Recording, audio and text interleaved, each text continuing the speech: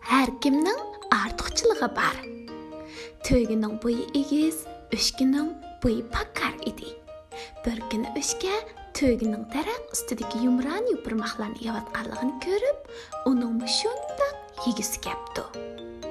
O'shka to'ygiga: "Menga azroq bering, ma'qulmi?" debdi. To'yga: "Bo'ladi, lekin o'zingiz ilib yeng" debdi. Daraxt yupurmoqi egizdi bo'lg'achqa, o'shka har qancha yamishib baqsimi, yenila bo'yi yetmabdi.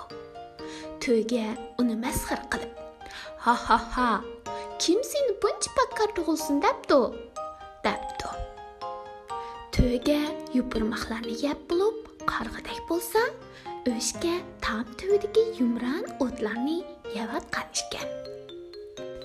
To'yga: "O'shkinim, yap-yeshil o'tlar ekan-a.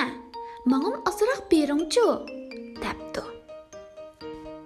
O'shka: "Bo'ladi, siz tamning sho'rasidan kirsangiz yeyalaysiz" debdi.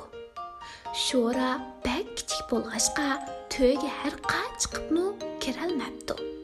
Shuning bilan ilojsiz ketmoqchi bo'pti.